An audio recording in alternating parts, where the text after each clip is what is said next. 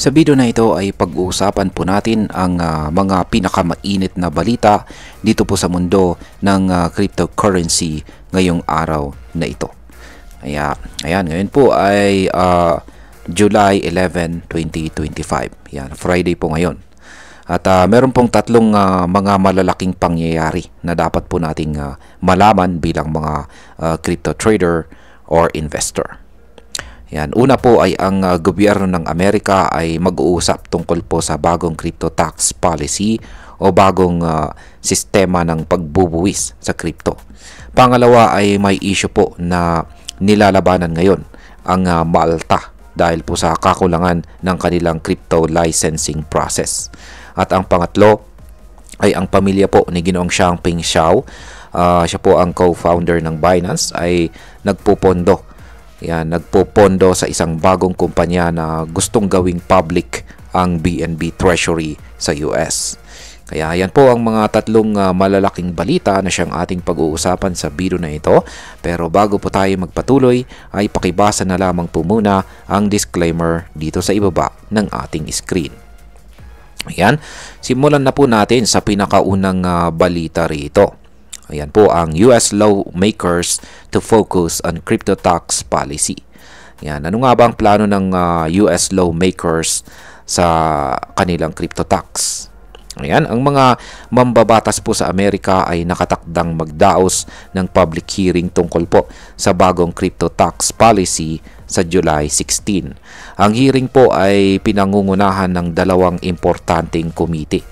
Ayan, ang House Committee on Ways and Means at ang Oversight Committee. Layunin po ng meeting na ito na gumawa ng malinaw na framework para sa pagbubuwis ng digital assets tulad po ni Bitcoin, Ethereum at saka iba pang mga altcoins.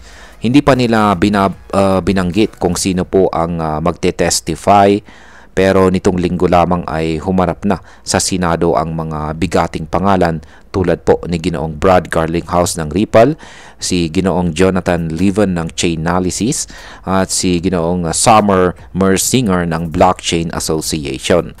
May ilan pong panukalang batas rin na ipinasa tulad po ng kay Senator Cynthia Lummis na gustong alisin ang double taxation para sa mga miners at stakers. Pero hindi po ito naipasa kasama sa budget bill ni Pangulong Trump. Ang tanong po ngayon ay ano po ba ang ibig sabihin nito para sa global crypto market? Malinaw na gustong i-regulate ng US ang crypto sa paraan na mas organized at taxable. At ito ay maaaring magkaroon ng malaking epekto sa liquidity at galaw ng presyo ni Bitcoin at ng iba pang mga tokens. Ayan. Dito naman po tayo sa pangalawang malaking balita natin sa araw na ito. Ayan, ang Malta's MiCA licensing comes under scrutiny from EU regulator. Ayan, bakit nga ba tinututukan ngayon ang crypto licensing ni Malta? Ayan, dito po tayo sa Europe. Ang European Securities and Market Authorities or ESMA ay naglabas po ng report tungkol sa licensing system ni Malta pagdating po sa mga crypto companies. May mga nakita silang kahinaan po sa paraan ng pagbibigay ng lisensya ng Malta sa mga tinatawag na Crypto Asset Service Providers or CASPs. Bagamat na-meet naman daw ang ilang basic requirements, may mga issue na hindi raw na-address noong panahon ng pag-a-approve ng lisensya. Ang dahilan kung bakit ito big deal ay dahil naipasa na sa buong EU ang MiCA framework simula noong June 2024. Ang MiCA o Markets in Crypto Assets ay batas na nagbibigay ng iisang legal framework sa buong Europe para maging standard ang regulasyon ng crypto. Dahil dito ay kailangang sumunod si Malta sa bagong standards. Ang failure po nila na maayos na i-implement ito ay pwedeng makaapekto sa tiwala ng mga investors sa mga kumpanyang lisensyado sa kanilang batas. So kung hawak ka ng crypto na nakabase po sa Malta o may plano kang mag-invest sa mga project mula roon, ay mag-ingat muna at i-monitor ang mga developments. Ayan. Dito naman po tayo sa pangatlong balita rito. Binance Founders Family Office backs BNB Treasury Firm eyeing IPO. Yan. Ano naman ang BNB Treasury Company at bakit po ito mahalagang bantayan? Yan. Ito po yung pinaka-exciting na parte ng balita natin dito. Ang pamilya po ni Ginoong Changpeng Zhao, ang kilalang founder ni Binance, ay nagbabalak po na punduhan ang isang bagong treasury firm na magbibigay po ng exposure kay BNB, ang native token po ng Binance Smart Chain. Ang pangalan po ng kumpanya ay hindi pa po final, pero tinawag muna itong BNB Treasury Company. Ang goal ng kumpanyang ito ay bumili ng malaking halaga ng BNB at pagkatapos ay maging publicly traded sa US stock market.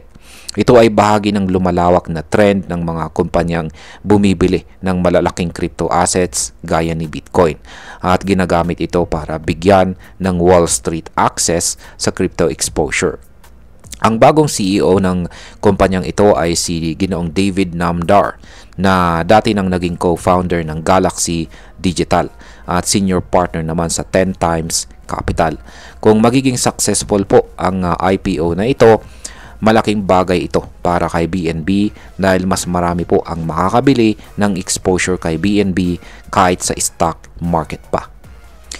Yan, ngayon ay pag-usapan na po natin ang posibleng epekto nito para sa atin bilang mga Pinoy crypto traders at investors.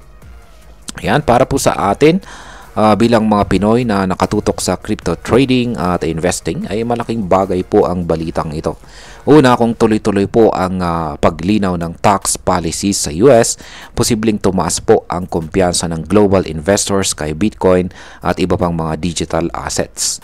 At ang resulta ay mas stable at transparent ang galaw ng market at mas predictable na rin ang price action.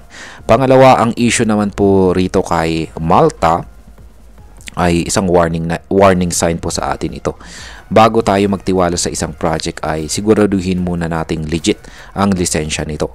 Ang pagkakaroon po ng mas mahigpit na regulasyon ay makakatulong din para mabawasan ang mga scam at rug pull dito sa mundo ng crypto.